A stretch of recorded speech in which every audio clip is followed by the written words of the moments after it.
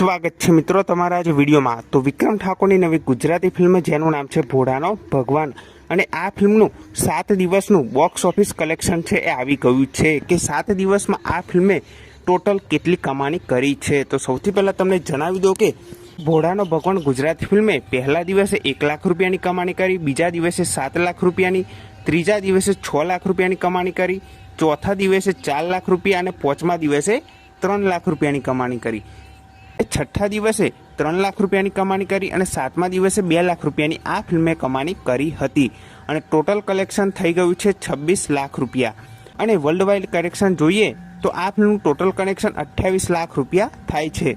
તો 7 દિવસમાં ભોળાનો ભગવાન ગુજરાતી ફિલ્મે 28 લાખ રૂપિયાની કમાણી કરી લીધી છે।